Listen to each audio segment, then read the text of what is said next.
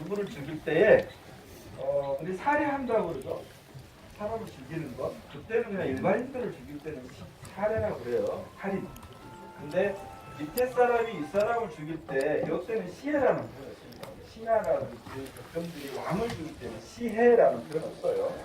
돌아가시는 것도 죽을 살자 일반인들 죽을 때. 그 다음에 조금 덕 있는 사람이 죽었을 때는 졸. 그 다음에 왕이 죽었을 때는 뭐라고 할까요? 하직. 그건 하직 인사 드린다고 하죠. 지방 수령으로 나갈 때 하직 인사 드리는 겁니다. 붕일까요? 흉일까요? 그 흉은 뭡니까? 네? 이것까지는 안 가르쳐줘도 되겠다. 두 가지 중에 하나입니다. 하나는 중국에 있는 천자가 돌아가셨을 때 쓰는 용어고, 하나는 천자가 임명한 제후가 돌아가셨을 때 쓰는 이름. 흉과 붕 중에 하나. 이게 달립니다. 잘 봅니다. 그래서 어느 역사서에 흉으로 기록했느냐, 붕으로 기록했느냐에 따라서 갈려요. 내가 내 스스로를 나는 천자의 나라였다라고 했을 때는 둘 중에 하나가 씁니다. 고려는 천자라고 생각을 했어요. 스스로. 그래서 천자가 쓸 수 있는 용어를 썼어요. 조선은 내려오면서 제후로 맞춰서 거기에 맞는 명칭을 썼습니다. 근데 어쨌든 공주에서는 대부분이 그쪽에 있는 왕들이 시해를 당하면서 이쪽은 여러 가지로 이렇게 있다 보니까 신권이 강해지는 거예요. 토착 세력도 강해지고. 그렇다고 해서 평야라든지 여러 가지 것이 확장할 수 있는 여건도 안 되고, 그래서 상황이 정확하게 안 되겠다. 여기다 해서 일로 바꾼 것이고요. 그 다음에 여기 와서 여러 가지 일들이 있었지만 그 중에서도 무왕 때 의자왕의 아버지 무왕, 선화공주하고 이렇게 부부관계에 있었다고 하는 그 무왕 때에 와서 여기 기틀을 확 쳤습니다. 그 다음에 그 뒤를 잇는 게 의자왕이에요. 마지막에. 근데 중요한 건 우리가 여러 가지를 생각해 볼 수도 있는데, 예전에는 무왕과 무왕의 비가 선화공주. 선화공주는 어느 나라 사람이에요? 신라 진평왕의 따님이라고 되어 있잖아요. 그래서 서독의 논파트에서 이렇게 했다고 하는데, 그리고 익산에 있는 미륵사 탑도 선화공주가 제 건 아니죠. 그렇게 해서 지었다라고 했는데 결정적으로 뒤바뀌어졌어요. 그래서 미륵사 탑을 해체 복원하는데 거기에 보면은 이 탑이 있고 탑 안에 보면 살이 함이 있습니다. 그럼 요거는 보통 삼중구조로 돼 있어요. 삼중구조. 금은동. 겉에부터 동, 그 다음에 까면 은, 그 다음에 금. 이런 식으로 열면 또 다른 상태, 열면 또 다른 상태. 여기에 있는 살인을 동원하는 거예요. 살인은 부처님의 진신살인도 있고, 아니면 스님들 중에 아주 덕을 많이 쌓아서 살인을 동원하는 거 있어요. 거기를 열었는데 발견이 됐어요. 근데 무정왕에서 본 것처럼 그 사찰을 지은 기록이 딱 나와요. 동판에, 금동판에 딱 나와요. 거기서 보니까 선화공주가 아니에요. 왕비인 사택 적적의 따님이라고 기록이 나옵니다. 왕비의 친정은 사택신가 사택신. 친정 아버지는 사택. 그분의 따님이 왕비였다는 거예요. 그분이 공안에서 사찰을 지었다라고 하는 기록이 나오면서 선화공주의 이 모든 환상이 싹 깨져버린 거야. 그러면 어떻게 된 거야? 그래서 뭐지? 그런데 지금은 이제 어떻게 학설이 정리가 됐냐면, 우리의 기록에 의하면 모든 왕비를 다 기록에 남기지 않습니다. 그래서 여러 가지 것들을 추정을 해보니까 선화공주도 있었던 것 같아요. 근데 이 선화공주가 첫 번째 비밀이었어요. 그리고 선화공주가 어느 때 결혼했느냐, 무왕하고 왕이 되기 전 관계에서 결혼했고, 그때 의자왕을 나라고 했어요. 그리고 그 뒤에 사택 정령의 따님과 다시 결혼한 거예요. 두 번째 부인 여기에서 다른 왕자를 가요. 이게 어디서 드러나냐면 의자왕이 몇 살 때 차를 왕세자로 착복되냐면 40대가 넘어서 돼요. 그리고 실질적으로 왕은 40대에 돼요. 그때 될 때 자기의 동생이 그때부터 부여시죠. 부여풍이 일본으로 귀향을 가요. 그러니까 그때 당시에 사태적덕의 아들이었던 부여풍이 권력 싸움에서 지면서 일본으로 가고 의자왕이 여기 있으면서 왕권을 확 잡아버려요. 그러면서 제일 먼저 시작하는 게 뭐냐면 의자왕이 싹 쓸어버려요.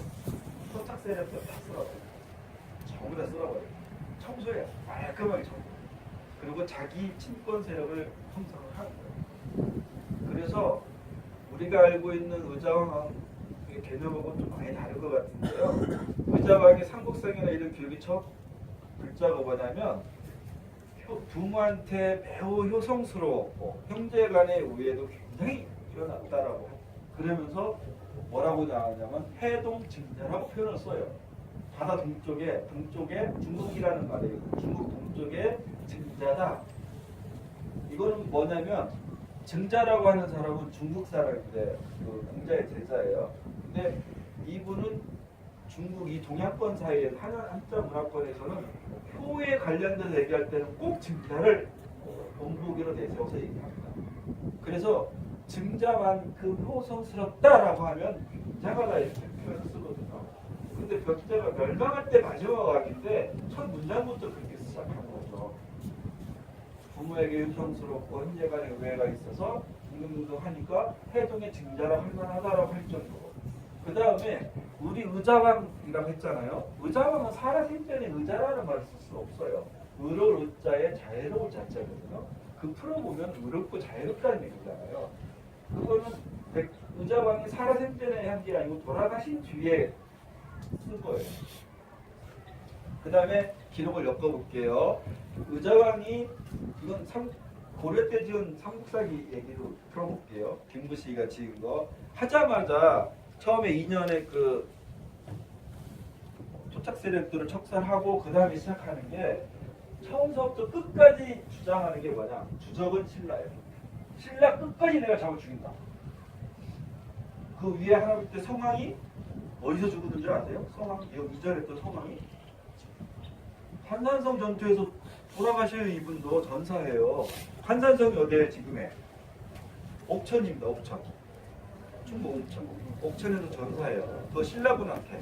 왜 그게 중요하면 그때는 나대 동맹을 맺잖아요. 신라하고 백제하고. 그래서 함께 힘을 합해자 그래서 어디를 점령시키냐면 그때 국을 갖고 있던 한강을 뺏어요 다시. 그런데 그게 누구였냐면 진흥왕이었거든요. 신라에. 진흥왕이 바로 대신 세려버립니다. 이거는 비하시키려고 하는 건 아니에요. 어쨌든 신라도 살아야 되니까. 그래서 바로 그냥 신라가 다시 공동으로 가졌던 한강 유역을 다 뺏어버려요. 성왕 열받잖아요. 지금. 그래서 막 대군을 이끌고 갔는데 한산성 전투에서 결국 패망하고 본인도 돌아가시고. 그러니까 그 뒤에 무광무고 그다음에 의자왕이 받았잖아요. 근데 의자왕이 열받으니까 이제 끝까지 내가 죽을 때까지 신라를 내가 죽이겠다고 해가지고 끊임없이 침공을 해서 성을 뺐습니다. 처음 전투부터 성을 40여 성을 뺏어요. 7차례를 점거를 하는데 총 100여 성을 뺏어요. 100여 성. 우리 강개토당 얘기하죠. 장수왕도 얘기하고 정보광도 막 얘기하잖아요. 근데 그들도 그만큼 못했어요. 강개토대왕도 한 64곳 성을 점령하게 점령해요. 의자왕만큼 우리나라 역사에서 그렇게 높은 영토와 그 성들의 숫자로 영토나 숫자면으로도 그렇게 높게 정보를 했던 분도 없었어요. 끝까지 갑니다 이거는. 그러다가 나중에 삐끗해요. 딱 20년이거든요. 641년도에 의자왕이 왕위를 얻었다가 660년에 망해요. 20년인데 이 15년 동안은 굉장히 잘합니다. 고구려도 떨고 백제도 아니 신라도 떨고 외도 떨었어요. 그런데 여기서 외교로 가지고 왔는데 어떻게 갖고 왔냐면 고구려하고는 친하게 가자. 그 다음에 신라는 끝까지 주빌로. 그 다음에 외는 언제나 백제하고는 친한 관계였어요. 친숙 관계였어요. 그래서 친하게 가자.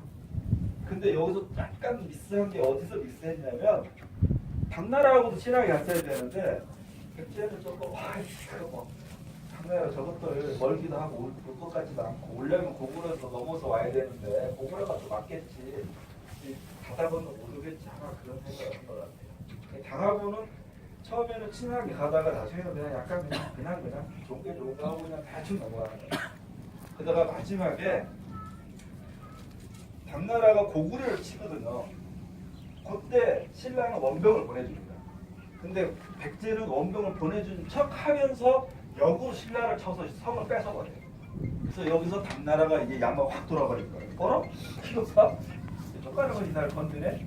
그래서 예상외로 당나라가 백길로에서 확 들어오고 거기에 어디로 들어오나 신라도 완전 씹어 죽이고 싶겠죠. 계속 자기가 침범하니까. 그래서 나당연합군이 형성이 되면서 이 백길로 들어옵니다. 백길로. 당나라 쭉 들어오고 그다음 이쪽으로 가면 차령산맥이에요. 차령산맥. 차령이라는 데도 아시죠? 차령산맥에서 신라가 확 치고 들어오는 거예요. 그러니까 육지는 신라가 들어오고 물길로는 당나라가 들어와서 확 그냥 쳐버리는 거예요. 그때 여기서 백제가 하는 건데 그때 당시에 그러면 또 다른 게 있는 거죠. 우리가 낙하운 얘기하고 삼천국녀 얘기하잖아요. 그럼 그게 진실인가 거짓인가 따져봐야 되잖아요. 우리 백마강 노래 맨날 나오는 삼천국녀. 선생님 삼천국녀 있을까요? 숫자가 여기까지 많아요. 일단 해도. 네. 선생님 제가 가장하게 맨날 이렇게 안락하게 의자에 앉아가지고 그냥 뭐라고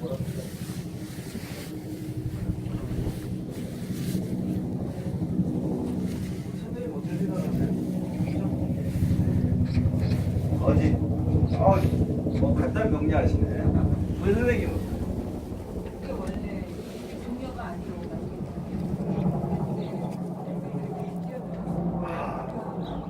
오, 각자 생각. 그래서 우리 기록에 의하면 삼국사기의 그 삼국유사에는 원래 여기서 낙하암이라고 하지 않고 타사암이라고 했어요. 타자가 떨어질 타자입니다. 떨어져서 죽을 사자. 떨어져서 죽은 바위다라 해서 타사암이라고 했었어요. 이렇게 하고 그 낙하암이라고 하는 건 뒤에 등장을 하는데 여기에 인구가 이쪽 지역에 무효 지역에 그때 당시 인구가 5만. 그러면 남녀로 가면 2만 5천이고 남녀에서 그 나눠서 그다음에 그 남녀노소할 때 그걸 또 유아하고 떼면은 쭉 줄여보세요. 몇 명일까? 3천이 나오지 않습니다. 일단 숫자적으로. 그리고 조선시대 후기에 궁궐 안에 있는 궁녀 숫자가 보통 600명. 조선시대에도 몇 년도 한참 흐른 뒤에도 600여 명인데 이쪽 한국에 3천이라는 궁녀가 있을 수가 없죠. 3천이라는 거는 많다 라고 하는 일반적 명사로 많이 쓰입니다. 그리고 그때 당시에는 낙하암이라고 하는 말도 없었고 삼천 궁녀라는 말도 없었어요. 근데 이게 이제 시대에 흐르면서 어디서 등장을 하냐면 그 목은 이색이라고 우리 후기인데 그 학자분 있는데 그분의 아버님이 낙하암이라고 하는 시를 져요. 여기에 그 시집 때 보면 대상 와서 짓는 게 아니고 이게 놀러 와서 짓는 건 아니고요. 그 유배 와서 져. 쫓겨갖고 유배 와서 뭐 하고 하다가 보니까 그냥 옛날 백제 생각도 나고 하니까 그 지은 거예요. 그리고 삼천 궁녀라고 하는 말들은 조선 시대에 와서 그게 된다. 그것도 김은이라든지 조이라든지 나중에 민계인이라든지 이런 분들이 시인들이 또 관직 생활하다가 유배 와가지고 이렇게 하다가 이거 하다 보니까 그냥 뭐 식기 없을까 하다 보니까 중국에서 많다 이런 개념. 또한 당나라 현종 있죠? 당나라 현종이 누구한테 눈이 뒤집어졌어요? 그렇지. 경국지세가 갖고 있던 양귀배도 넘어갔잖아요. 그래서 그 여색이 빠져서 나라를 망쳤다라고 하는 그걸 할 때 그 당나라 현종의 양귀비를 빗대어서 많이 얘기를 하거든요. 그거를 중국의 시인 백거이라는 사람이 시를 지었어요. 거기에 삼천궁이라는 말이 나와요. 예, 그것을 인용에다가 따서 조선시대 때 그 시인이 인용해서 쓴 거예요. 그전에 전혀 없었던 건데 그거를 그냥 하다 보니까 그럼 그것도 그냥 시적인 구조로 쭉 왔어요. 오다가 결정적으로 일제강점기 때 와서 1인들은 좋은 역사는 다 묻어버려요. 한성 백제 시대 500년, 그다음에 공산성에서 4년, 여기에 123년인데 그 의자왕도 제위 20년 중에서 15년 동안에 그 찬란한 그거를 다 없애버리고 그 마지막 부분만 그냥 확 부각시킨 거죠. 어쨌든 나라가 멸망할 때 왕이었기 때문에 문제가 있는 건 맞겠죠. 근데 그걸로 인해서 그분의 좋은 업적 가지고 다 싸버리 무너뜨릴 수는 없는 거죠. 근데 일제강점기 때는 그게 자기네들은 그게 아니거든요. 어쨌든 이거를 낮춰야 되기 때문에 그래서 시라든지 소설이라든지 노래 이런 거를 계속해서 퍼뜨려요. 그래서 또 이제 어떻게 보면 식민사관인데 그런 거에 의해서 낙항과 삼천왕과 그리고 의자왕과 엮어서 의자왕은 여기 황후를 좋아하는 왕. 실질적으로 삼수의 기지를 보면 의자왕은 딱 한 번 등장해요. 환란에 빠졌다는 얘기가 딱 한 번 등장해요. 근데 우리가 알고 있는 뭐 무령왕이라든지 왕이라든지 백제에만 찾아도 뭐 괜찮았을 왕 때도 환란에 빠졌다는 얘기 많이 나와요. 근데 이걸 딱 하나 갖고 그 한 줄 갖고 그냥 완전히 싹 가로. 그렇게 해석을 해서 들어가는 거는 좀 그렇다라는 생각이 들고. 혹시 지금 추우세요? 네. 아니, 추우시다. 예, 이 정도여서 끝내고요.